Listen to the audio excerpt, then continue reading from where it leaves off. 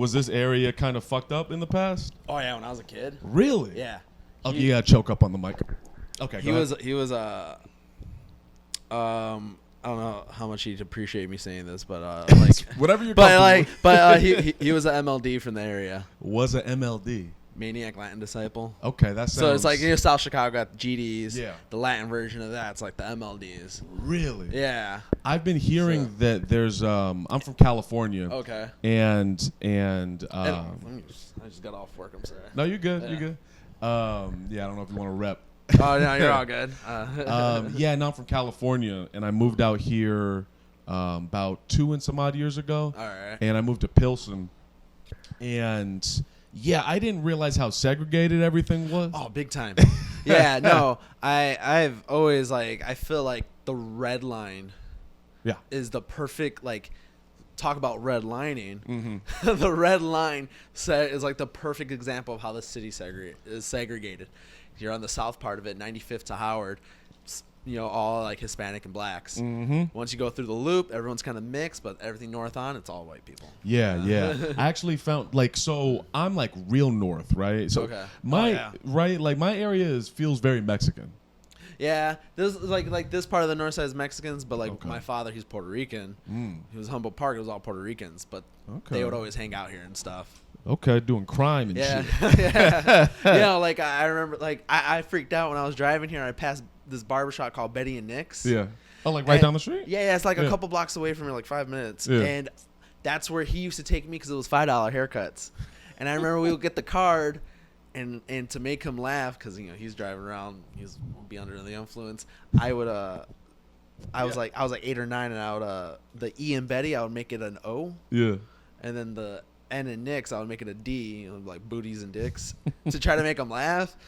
Did it ever work? Yeah, it worked. Oh, yeah. I was like that was like my way of trying to see what I can get away with. Were you close with your dad? When I was younger, yeah. Okay. Yeah, when I was a kid, he had a dip when I was 12. He was just getting in trouble out here a lot, so he just okay. Yeah. Do you still talk to him? So. Fair enough. Fair enough. So you grew up in Chicago. Yeah. Awesome, man. When did you start doing comedy? Because I know we don't know it for the listeners. I started during the pandemic. Ooh, you're COVID I'm one comic. of those. Yeah, I'm a COVID comic. What got you? When I meet COVID comics, I'm always curious because that's a really strange time to be starting comedy. I know. Yep. So what got you? It was just something I can always remember always wanting to do. And I don't think I ever vocalized it till I was 18 or 19. I eventually wanted to try comedy, so I'd always I went to school for I went to film school, so I majored in cinematography, but I minored in screenwriting, so I would always write. But I was some point when I got really into stand up, I was just always writing jokes. So it's for years I was just always writing jokes here and there, always jotting notes down.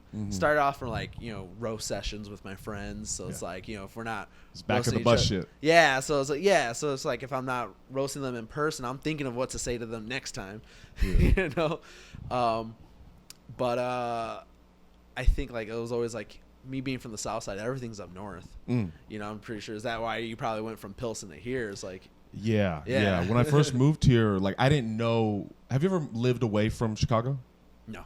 Dude, it's trippy. How old are you? 20. I was about to say 19. I was thinking internally 19. I'm 29. 29. Yeah. Okay. Man, so I moved here when I was 30. Okay. And it's a trippy feeling to move to a place that's so far away from home where you don't know anybody. And when I moved to Pilsen, I had no context for where anything was, and so I would take that fucking pink line to the loop, then all the way up. It would take me an hour or some change just to get to the Laugh Factory. It was crazy. Yeah, well, I'm even more south than Pilsen. Are you south side? I'm south. Well, so the neighborhood culture. It's so where 78 I'm from, in Halstead. I keep hearing about that. That's not too far from me. I'm in the southeast side. I'm right by the booty ass crack end of Chicago. So I'm right by the Indiana border. I feel you. I don't know if you've gone to the Horseshoe yet. No. But the Horseshoe is literally 10 minutes from where I live because it's right at the Indiana border. Got you. So I always growing up, like when I would meet kids from like when I got to college, everybody would be like, "You ain't from Chicago, you from Indiana." I'm like, my mail says Chicago. There's a real pride in Chicago Yeah. about that. Like, if you are from the burbs, you do not say you're from Chicago. And it was kids who were from the burbs that would try to say stuff like that to me. Like, it wasn't like I didn't deal with that until I got to college. Right. You know? When people love talking shit. Yeah. So, okay, so your childhood, you have your dad around, kinda? Yeah. Doing I some was fuck always shit? kinda- yeah. And then I always like to just describe him as like a renegade. Okay, I get you. He's out Yeah. there doing his thing. Yeah. And then, what were you closer with? You live with your mom, or? Yeah, so I'm a bunch of siblings. I was the fifth one, born of 7. God damn. Yeah, so it was like single parent household for the most part, and So y'all were just running wild by some. I was pretty much raised by my 3 older sisters, and on weekends I would always just dip to my grandma's or my aunt's house, and just to get a taste of like somewhat normalcy. Yeah. Because like my aunt was like, my mom was just always working, and the house was just like my 3 older sisters taking care of like me and my 2 other younger siblings. Do you feel like when you say normalcy, what was normalcy to you? Shit you see on TV. Okay, Leave It to Beaver. Yeah. So it's like, my aunt, she had a husband and only 3 kids, and they did stuff together. They ran errands. I'm listening. I'm just checking the volume. My cousins were in sports growing up, so I'd go with them on the weekends and just to watch my cousins play baseball or basketball and all that. And it was my mom's house was just crazy. My mom worked a lot. It was just my sisters. My sisters, once they got teens, they, naturally would kind of get a little wild and curious about things. And I was the same way, but different, Like, I always, like, looked at my surrounding as, like, like, what not to do kind of thing. Okay. Were you, like, the good kid? I guess. Like, I would get into my trouble here and there. Like, sure, but I would act out in school. But were you like the funny kid? Yeah, I was always joking around. I was always fucking around, and me and my friends would walk around just redoing like SNL skits for other neighborhood kids. Yeah, I get you. Yeah, growing up, I was like I thought I was the funny kid, but I think I was the loud kid. Oh, okay. The kid in class who thinks he's being hilarious, but no one else is in on the joke. But in his head, he's just having a ball. See, like, if I got in trouble, like looking back, a lot of the times, like in school, like I always thought like I never did like heinous things. I always got in trouble just for being very goofy, and I knew that because there would be one teacher who would be annoyed by it, but then if I were to do that same thing in the other class, the other teacher would find it funny and not pay me much mind. Gotcha. So it kind of depended on your audience, for lack of a better word. And so you studied film, so clearly you were into the arts, but you didn't want to be a stand-up as a kid. What was going on in your head when you were a kid? I think I always just loved movies, and it's just like anything I could take in: movies, music, stand-up comedy, and I think subconsciously comedy started to just become like the bigger thing in my head, especially like later in high school, and like. Well, I went to like my first comedy show, and it was just like, fuck. Like, so like my first comedy show I ever went to, I saw Dave Attell and Jim Norton. Woo! God damn. Okay. Jim Burr, and opening the show was Bill Burr. Oh. This was 2011, so Bill Burr was getting big, but it was when they did Just for Laughs in Chicago. Right. So they did cool ass shows like that. Was this after the Philly incident? It was like a couple years after. It was like 3 years after. Okay. So, but for some reason that show wasn't even sold out. I remember me and my friend had like seats all the way up on top. Yeah. And they came up to us. They're like, "You guys are getting upgraded," and we were like, moved more down some. So that was cool. That's sick, man. You got to see Bill Burr when he opened. That's crazy. Yeah. And Jim Norton hosted the show. Since those shows weren't selling that well, they were like giving tickets outside the show. Yeah. So I won tickets to go the next day to see Demetri Martin. Now this is like probably like the bigger pivotal thing. Opening for Demetri Martin was like Christian Shaw, Kumail Nanjiani, Paul F. Tompkins, and Hannibal Buress. So seeing Hannibal at that time was like a big deal for me, because I remember thinking like we used to have this thing called the Red Eye, which was like the Chicago like free newspaper, which had like hip shit that let you up to date with concerts and stuff like that.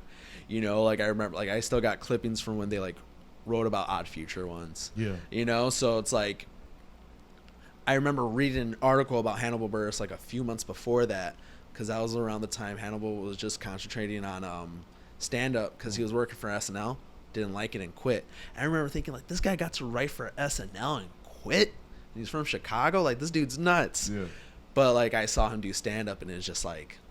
He's doing his own thing. Yeah, and I remember, like, being annoying with my friends, always talking about him, trying to get my friends into him. Yeah. And...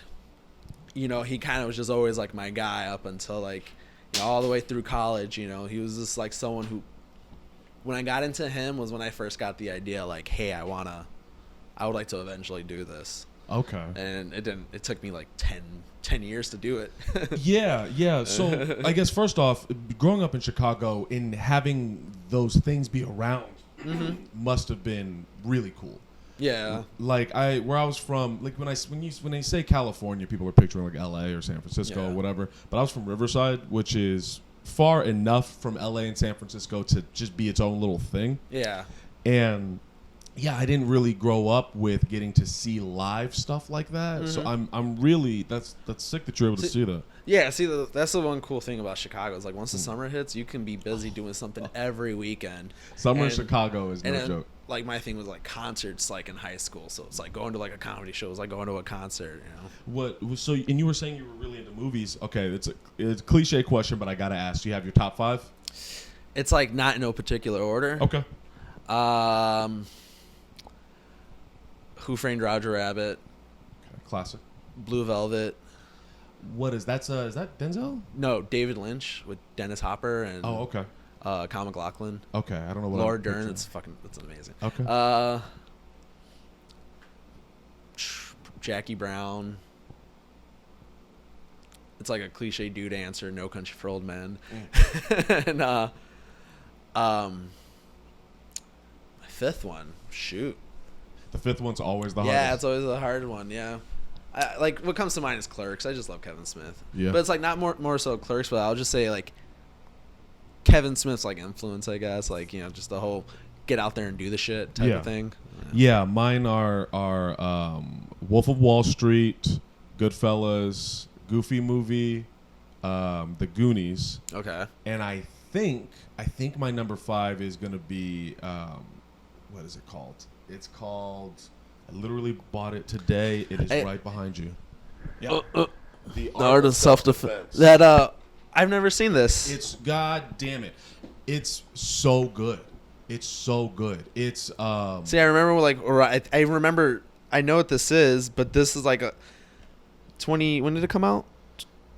2019 did it say back there? Cuz I remember like this came out and I think I got it confused with the Danny McBride. Oh yeah, 2019. But Danny McBride has like a movie too where he's like a goofy kung fu dude. It's really dark. I like how you have 2 Scorseses. Yeah, because Scorsese is one of those guys. You know, as a filmmaker, Scorsese is one of those guys that's just undeniable. Like when you see his films, especially Goodfellas for me, it's like you can't deny the brilliant, unique storytelling and the clear voice. That and what I love about it is like it's one of those movies that no matter how long it's long, and it feels like a breeze when you watch it. Oh yeah. But it's like I feel like people don't talk enough about the non-gangster film Scorsese. Okay, yeah, speak to like, me. Yeah. Alice Doesn't Live Here Anymore. Like, it's a soft ass movie. So fucking brilliant though. It's so good. Yeah. Like, what's her name? Ellen Bernstein's the lady in it. She was also the mom in Requiem for a Dream, and then Chris Christopherson's in it. Yeah. And it's just such a great movie. And then, have you ever seen After Hours? Yes, I have. Oh, that's got to be that's my favorite Scorsese. Okay, you really are a film guy. Because I remember watching, dude. The thing that tripped me out about After Hours is like, I remember it was like one of the first times in my life where I just felt like I was drowning in stress, and that's what this movie is about. This guy just drowning in stress, and the street I grew up on is East 91st, and there's a point in the movie where he's telling the girl, oh, we got to get a ride. The girl's saying, oh, we got to catch a cab. I got to take the cab this way.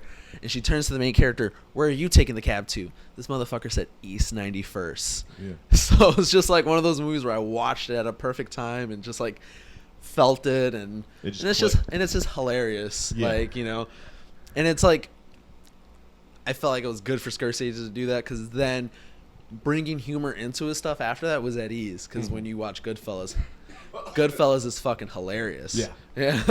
Scary and hilarious at the same time. I get you. And then not too long after that, he did Cape Fear, which is fucking horrifying. I've never seen Cape Fear. What? I know. I gotta see Cape Fear. Cape Fear is one of those movies where both the original and that remake are just both good as hell. I didn't know there was an original. With Robert Mitchum. Okay. Yeah, you're a real movie guy. I'm a fucking nerd. I'm sorry. No. Like, me and my girlfriend were just talking yesterday about saying you're a nerd for stuff. I was like, I would say I'm a nerd for things when I'm like trying to ease off how much I'm trying to talk about it. So it's just like, hey man, just be yourself. Like, yeah. Like, she was like, yeah, like, I hate when people be like, oh, I like Star Wars, I'm a nerd. And I was like, you know, like the example he uses, like looking up set lists for like bands I like, just to make sure. I was like, I'm just a nerd for that shit. You know? Yeah. Yeah, the whole nerd thing. I remember when it used to be very bad to be a nerd. Oh yeah. It was, I don't know when the switch happened, but man, I remember when I thought the switch happened like around the time Watchmen came out. Interesting. What was that? 2007? 2008 or 9? Okay. 2009. That was also with the Dark Knight, right? Dark Knight was the year before. And Iron Man. I remember my brother, we just saw Watchmen at IMAX in Navy Pier. And we were just walking around Navy Pier after, and my brother was trying to talk to a girl, and he was like, oh, I just saw Watchmen or whatever, and like they started talking about other stuff coming out, and this girl says, I think it's kind of cool to be a nerd now, because everything coming out, you already know about it. And that was the shift when we started to just get flooded with comic book movies and stuff. How do you feel about that? I feel like people complain about comic book movies and stuff like that a lot. It's just a Hollywood thing. Yeah. It's the trend. It'll die. Yeah, because like 50, 60 years ago, it was like mythology. And then for a decade, it was history movies, Westerns, you know? So it's just like, it's something that's going to come and go, but kind of still 20, 30 years from now, it's going to be cool when a comic book movie is going to be made. Because it's like, oh, it's like a revival of it. Yeah. You know? I get you. You know, and it is kind of dying down now because they're flopping. They're flopping, and then like 3 years ago, we couldn't go a month without a Marvel movie. Yeah. Now it's like, well, only like 2 of them came out this year. Yeah. Soon it's just gonna be 1. I gotta do the thing. Oh, yeah. How do you feel about that? About the Marvel movies and all that. I feel like Marvel. I loved the Infinity Saga. I loved the Infinity Saga. I thought it was brilliant, revolutionary, fun, exciting. That feel. Did you follow them? Yeah. You remember in spoilers? You remember in Infinity War when the dust happened? The snap. Yeah. I was like, I mean, they're coming back. Like, I know, as an adult, I'm like, the next movie, there's no fucking way they're gonna kill Spider-Man. There's no way. But the movies had never. They never lost. I think even Star-Lord was like, wait, we lost? Like, he was looking at the it was, and then Endgame, there was no feeling like when Cap grabs the Mjolnir. It was crazy. It was like this big event film. It was just exciting, and I feel like people who are in on it, of course, they would be annoyed with it. It's like, because it's like, you know, having an inside joke and the one guy not knowing what the inside joke is. They're upset they're not in on it. Yeah. But then here's where my problem happened. After Endgame, it was like, you did it. I don't know if you ever had a set where you crushed a joke, like you're building up, and then boom, you hit this punchline. It's great, and you want to say your name and leave. Yeah. But you got like 5 more minutes left, and you're like, oh Jesus Christ, and you start tap dancing, and you're like, so the weather, am I right, guys? There were like 3 Spider-Men. It was like boom, it hit the perfect crescendo, and what would have been perfect for me is like, okay, let's wait 5 years, and they're not going to do that because of money. But like, let's wait 5 years. Let's let them be hungry for it, and then we'll start releasing it again. But again, money. No, they just kept going. They're like TV shows, guys. Yeah. Here's more content. I actually don't even like the word content. I like. So go. What's wrong with the word content? It sounds soulless. You Yeah. make art. Yeah. We're artists. I'm not making content. I don't have followers. I have fans. Yeah, content just sounds like money's got to be involved. Yeah, it's so empty. Yeah. When someone says content. I get that, yeah. But Yeah, because you see these people that are like, I'm a content creator, and sometimes you just can't help but think like, there's nothing interesting about you. it's gross. Or at least it doesn't interest me, you know? And then as far as where we're headed, I'm actually excited where we're headed. I think we're going to go back to really small indie films.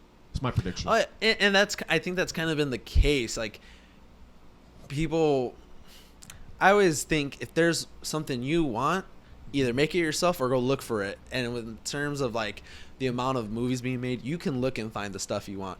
You know, like people forget that Parasite came out just a few years ago. Oh, brilliant. You know? Yeah. And like the lady who went on to, what's the movie, the Frances McDormand movie about the Amazon worker?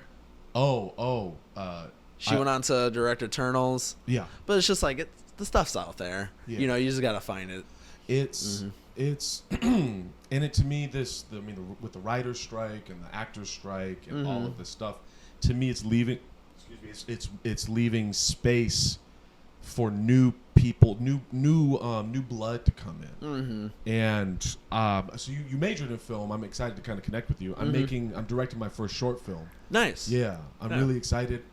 We're filming in October. Cool. And I have a whole plan laid out. I want to do a nice, slick short film. Then I want to make it a little bigger, and then I want to try a feature. Oh, yeah. But I'm curious, in your world, like you studied film, what was the goal? Where was your head at? It's like I just wanted to be good at it. You know, it's kind of like same thing with comedy. Like, I'm only like 2 years and some change into comedy. Yeah. And it's just like, people have these goals like, oh, I want to perform here, I want to do this, I think I need to do that. I'm just like, I'm just trying to get good. I'm trying to make sure I feel like good after every set, like feel like I did well. But it's just like I definitely need to get out more. But it was the same thing with making movies. I feel like I went to Columbia, and Columbia was just kind of good at teaching us how to read movies. And they would give us the basics and kind of just let us do whatever. So, like, everyone was, like, going to directing majors. They had one of the bigger cinematography programs there. And I was just like, I want to do directing, but I don't see, like, me learning much majoring in directing. So, like, in my own weird head, I was like, I'm going to major in cinematography, minor in screenwriting, because I felt like that's like a good mesh. If you know how you want to shoot the thing and you know the story you want to tell, that's kind of all you need as a director, you know? So it's like I can fuck with cameras and like set my own lights up and, you know, also know, okay, this is the arc I want. This is what I want for this character. This thing's important because of this later, you know? So I really like when you said you're just trying to get good. Yeah. I think that's a great mentality, not only in stand-up, but in film. Yeah. I've met people... Sorry, I'm picturing someone. I've met people in comedy, like literally like 2-3 months in, and they're like, well, why am I not getting booked? It's like, you need to shut the fuck up, right? Like, you need to go to some open mics before you go. Oh, yeah, like I feel like since I started during COVID. Yeah. And like, dude, like I remember just telling myself I had a crappy job as a janitor, and I was like, as soon as I get a car, and I got lucky, and like the car I have was like gifted to me, you know, and I was like, okay, I got a car, I got these jokes I've been writing, let me just figure some stuff out at home, and then I'm gonna get to it. Pandemic happened. And when the pandemic happened, I remember just listening to podcasts and like, you know, constantly reading like comedians like Instagram stories when they're letting people do Q&As, and the common thing I was always just seeing is just write. It's like, okay, this is the time to just write. Let me write until it comes back. And it came back like that September or October a little bit. That was the first time I got on stage. How did it feel that first time? Oh, I was so nervous. You know, like I remember being quiet. I remember like my cousin and her friend came with me, And my cousin afterwards was just saying, I've never seen you so concentrated. And I was just so quiet and to myself.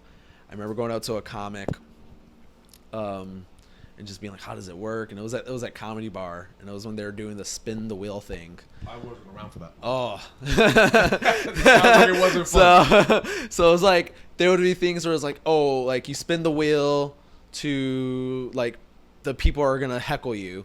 Or you spin the wheel and you had to perform off stage. You spin the wheel, you get 3 minutes. Spin the wheel, get 4 minutes. And 4 minutes is the most you can get. So I remember when I saw that, and I had written my set beforehand to be 4 minutes. I am just making sure that your mic is good. So I go, let me write a 3-minute set just in case. Okay. You know, I'm hoping I get to do 4 minutes, but let me write this 3-minute one in case. So I wrote 2 set lists, one that I already had prepared, and once when I saw how they do things, let me write the other ones. Yeah. And it was like a bucket draw. And, you know, I came out, I was probably like 10 or 12th in. Go up, spin the wheel, I got 4 minutes, so I got to do the set I wanted. Yeah. And it felt good. I remember this is the only time that's happened at an open mic. A comic was like, good set. It's always downhill for a long time. It's like, yeah, no, I get you. But then the next week, everything shut down again. And I didn't get to go out for like 2 or 3 months after that. So what was holding you back? With 10 years you wanted to do stand-up? So I had college, and it's just like I just didn't know how to get in. And while I was in college, my son was born. Oh, so you have a kid? Yeah. My son write was that down on my notes. my son was born when I was in college still. So I was a sophomore in college when my son was born. I was 20 years old, still going to school full time, working full time to make sure this guy has stuff to shit inside of, you know. And how do you have time to be here? Oh man, well, you know, he's with his mom, and, okay. You know, so I like, it's like I'm in the middle of the whole thing of like the whole legality shit of it all. It's tough. I don't want to add to that, but or incriminate you. So past that. But no, like, but I get my son every weekend. If I can get him more, I want to get him more, of course. But like, you know, so it's just like when I don't have him, you know, I make sure like let me work on comedy. You know, I don't have him right now. It's tough. Yeah, dude, that's crazy, man. I had a dog, and I was like, this is I gotta walk the thing. This is crazy. No, he's the best. He's the funniest, smartest little dude. Yeah, you know, but it's just like he comes first. Yeah. You know, so I got to make sure I work enough. You know, you saw I am at the post office, man. They don't play. Yeah, I believe it. That's very admirable of you. Yeah, if you want work, they got it for you. Yeah. And, you know, just to make sure this guy got. That's awesome. What he needs. And he's what, like 9? He's 9 now. Okay, yeah, that makes sense. Now I should have asked this earlier, but do you have any stand up out there? Because I've never. So I got stuff I put on YouTube to send out as clips. Okay. You know, when trying to get on shows. How would you feel about watching one? Because I'm very curious. Really? Right now, yeah. Right now, one of mine? Yeah. Oh, all right. If you want to. Well, I don't know. You've probably seen me bomb before because, like, when I would always. So the time at the Comedy Bar was my first time. Yeah. A couple months later, when they started doing it again, I went to do stand up at the Comedy Bar again and bombed. Bombed so bad, I was like, I gotta get up as soon as possible. And that was when like Lincoln Lodge was opening up, and they started like do those Chicago Fight Club open mics, where there would be like 80 of us, 40 in each room. Actually, I think one of the ones I saw you at, someone passed out and you helped them. Oh yeah.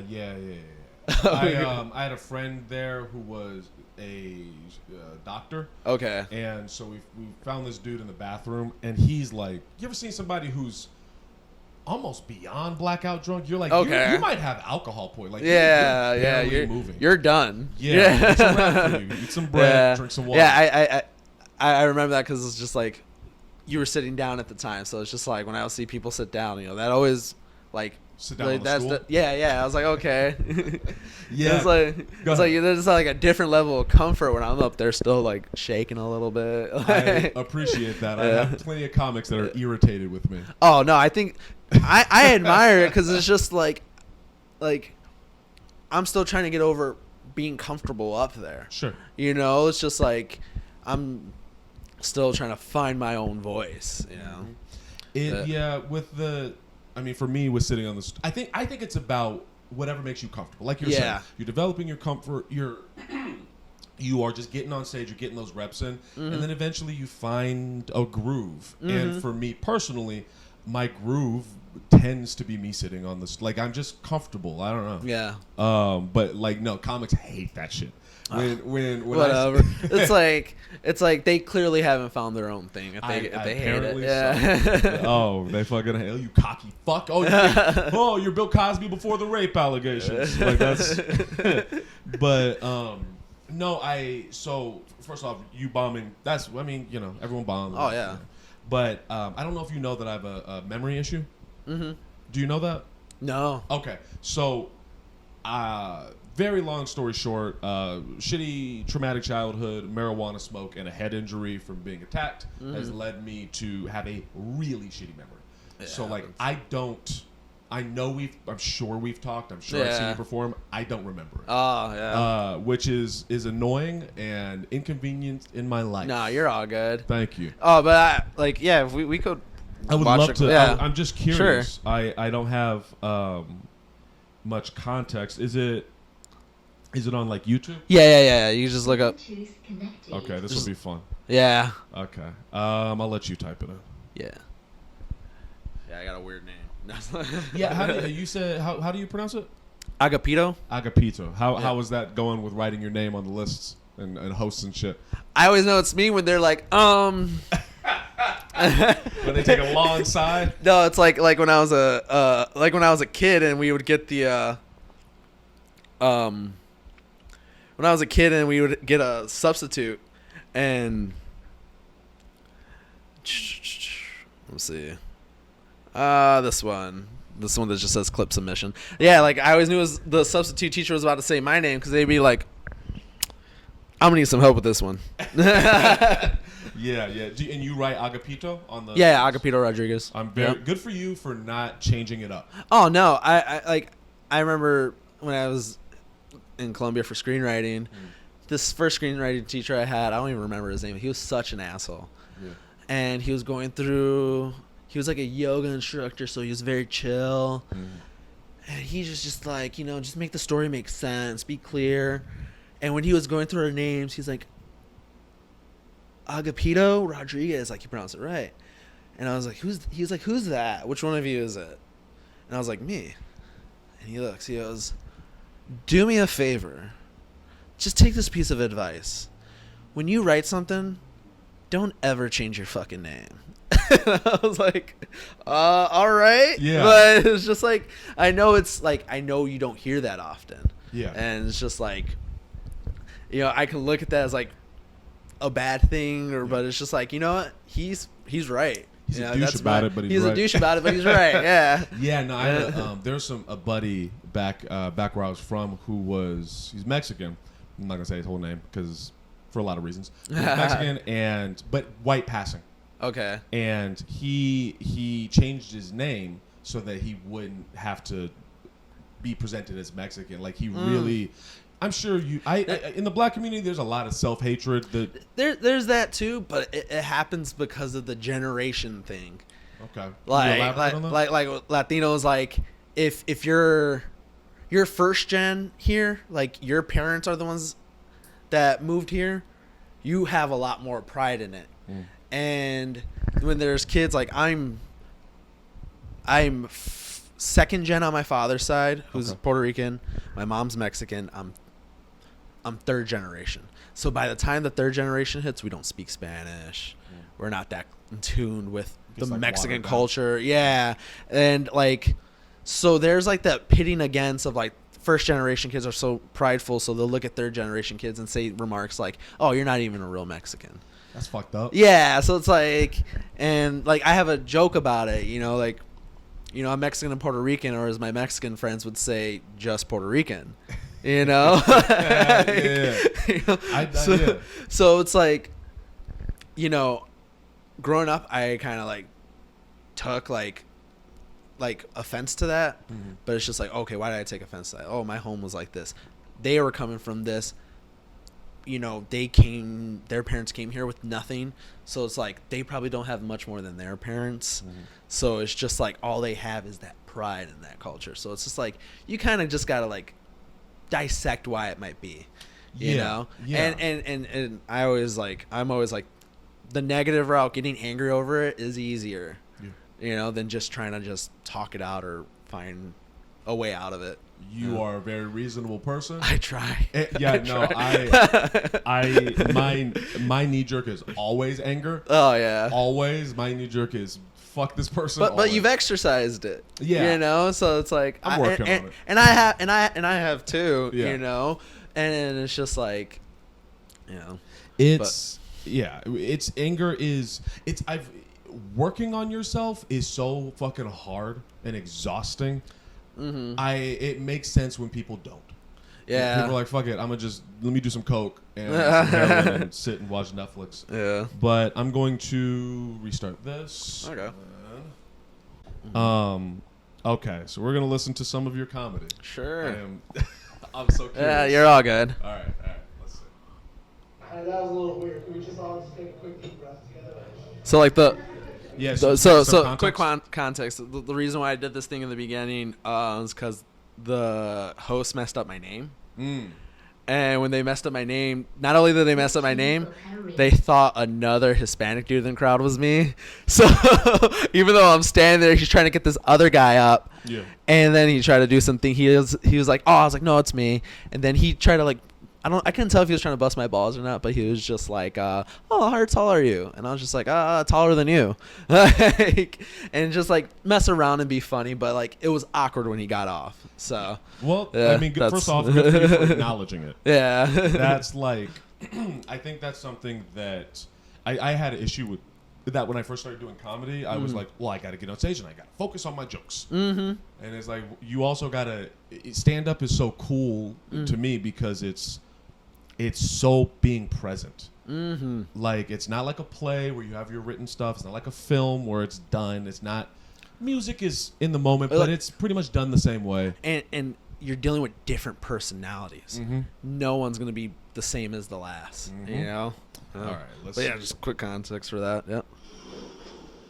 That's cool. That was like illegal like a year ago. I'd ask everyone to take a deep breath. I don't know if you can tell from like my bad posture and patchy facial hair, but I used to be in a band. I played drums in a band, and like me and my friends who were in a band together, we just like liked a bunch of weird shit. And we were just like, fuck it, let's start a band. And all the other guys in our neighborhood that started bands were all like metal bands. And we were like, we would hang out and practice. My friend was like, oh, I was listening to this Modest Mouse song.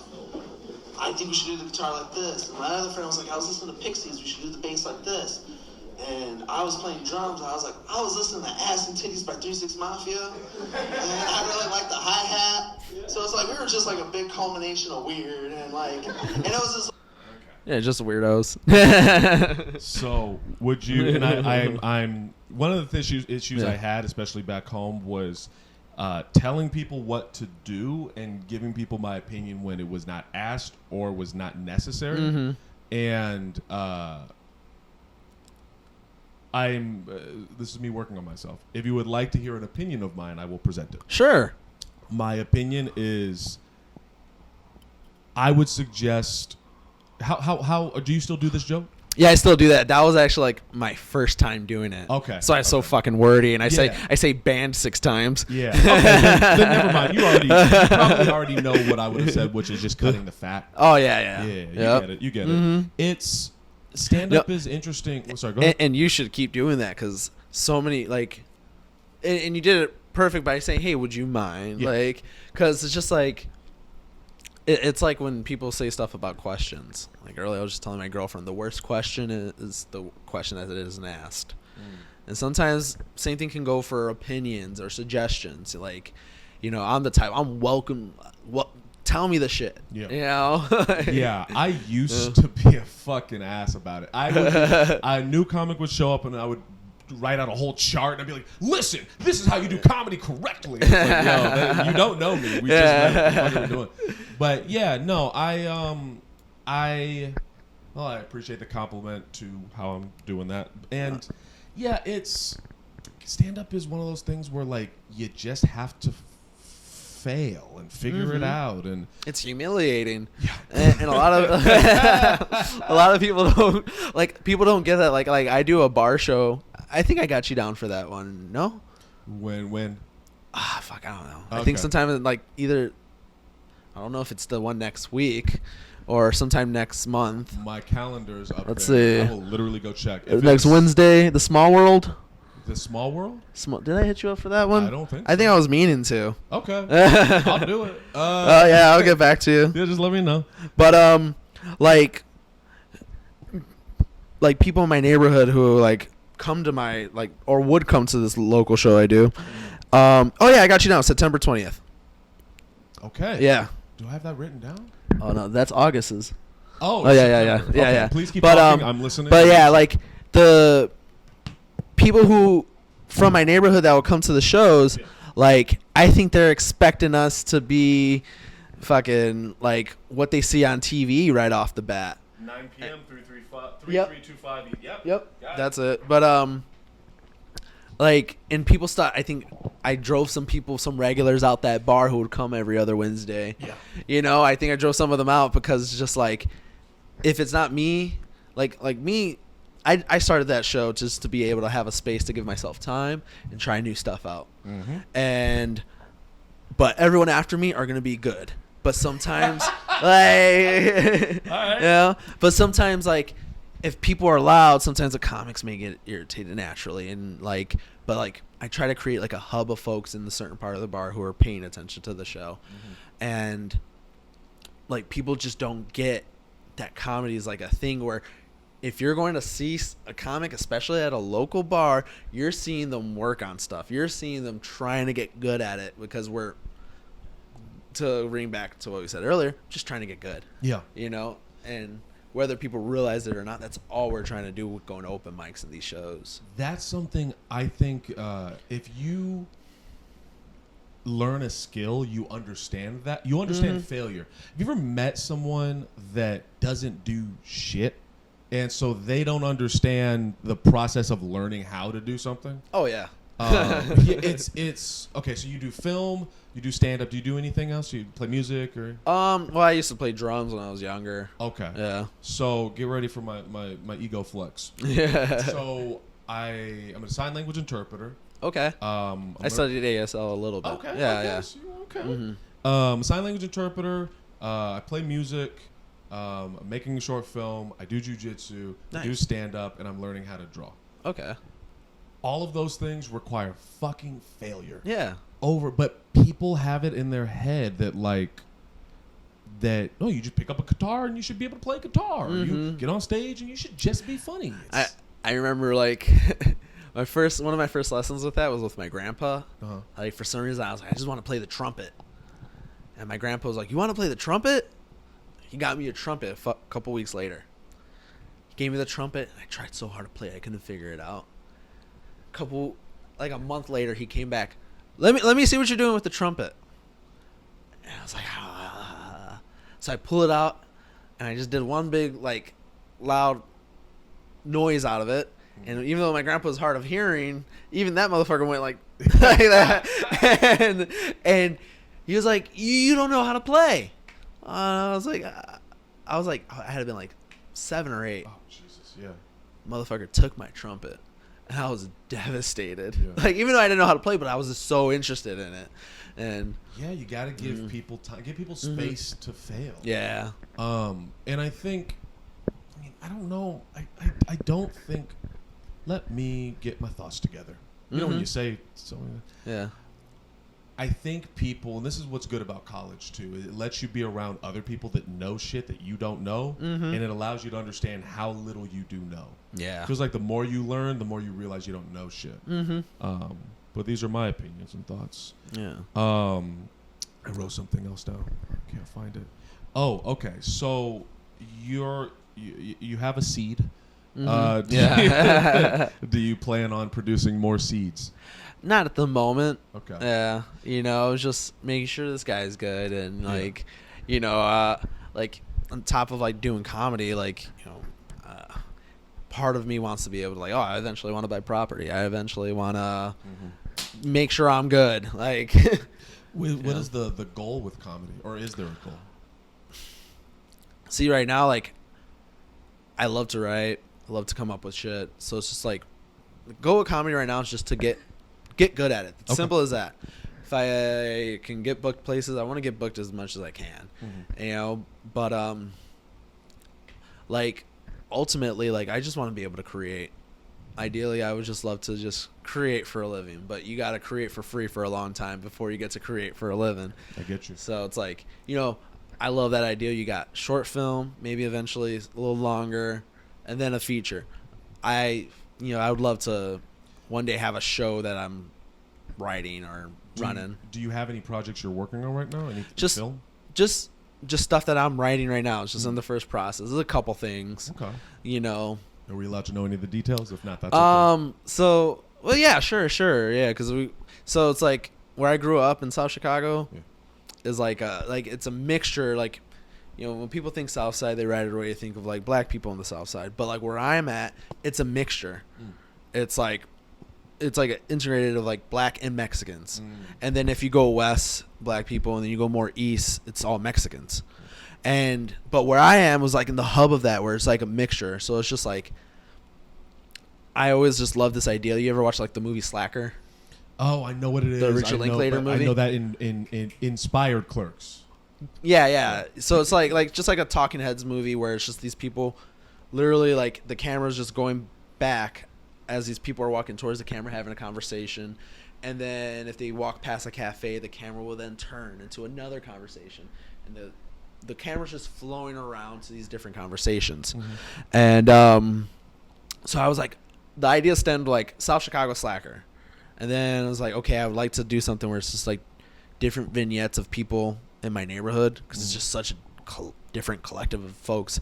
And then I was like, okay, I would like to do something like about me and my friends. So it's just like me, who's like third generation Latino here, a buddy of mine who's like second generation, and then my one black friend. So it's like three different. I love the way you worded that. Yeah. So not that I had, not that I just had one black friend, is his but name Token? What the fuck? No. He was.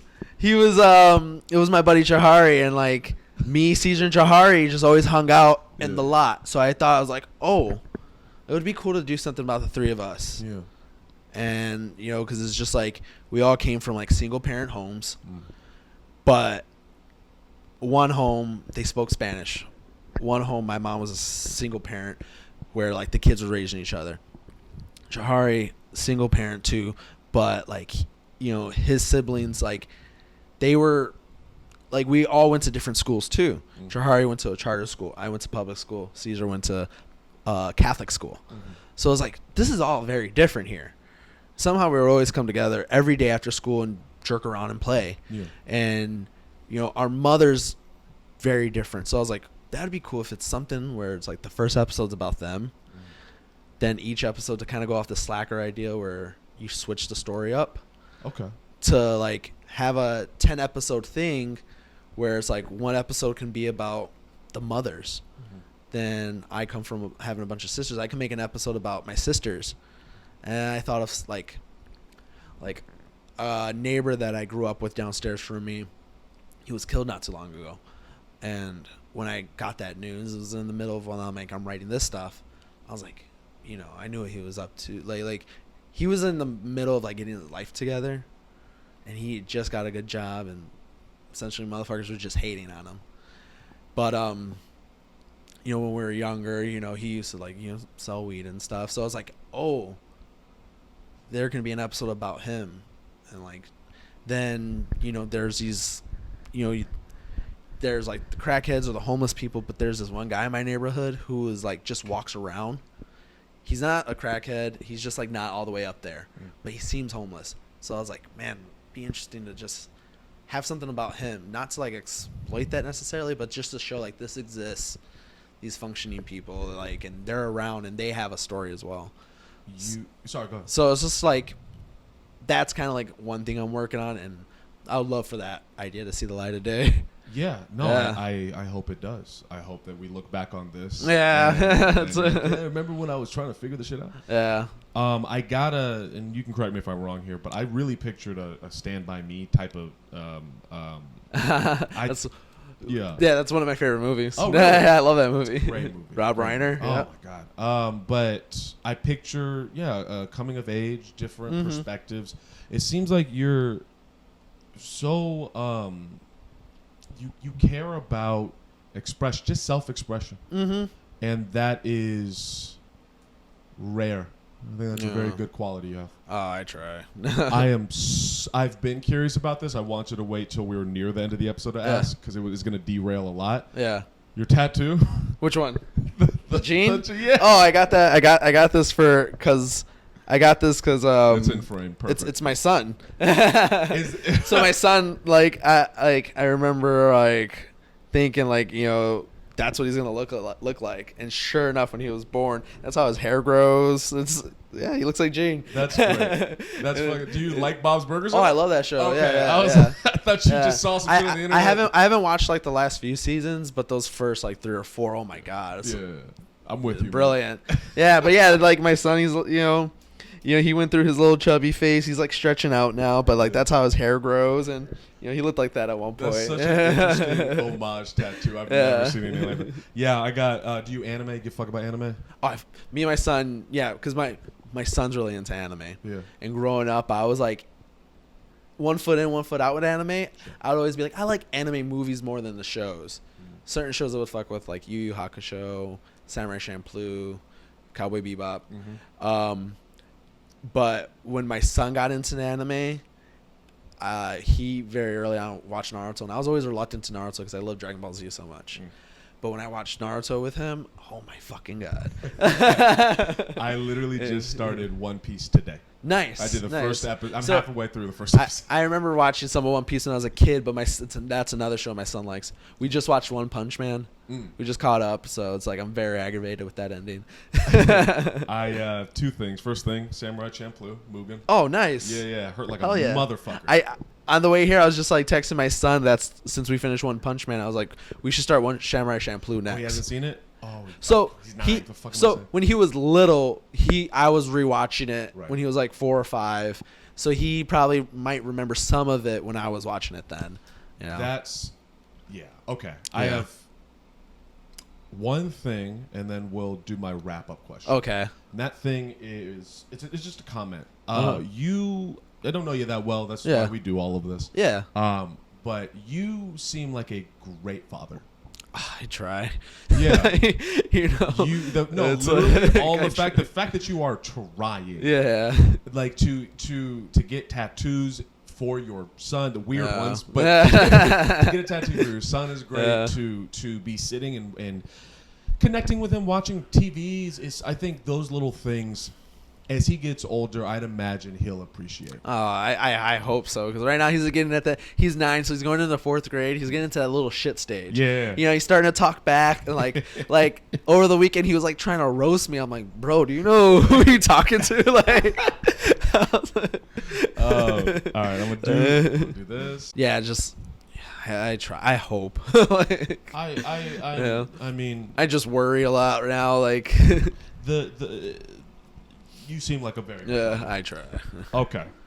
So here's the last part. This has been my favorite part of the podcast so far. All right. So let's pretend the camera is you in 5 years. Okay. And your son in 5 years as well. All right. What do you want to say to yourself 5 years from now? What do you want to say to your son 5 years from now? Well, to me, I hope you did the shit that you want to do. Don't let anyone stop you. Get better at all the things you want to get better at. Always remember, even now, be nice to people, because you don't know what they're going through, and they don't know what you're going through. So, fucking be nice. And to my son, you too, be fucking nice. Do the things you want. Find your thing that you would do for free and just do it, and everything else will fall into place. All right. Beautiful, man. Let's take this picture. Oh, sure. Okay.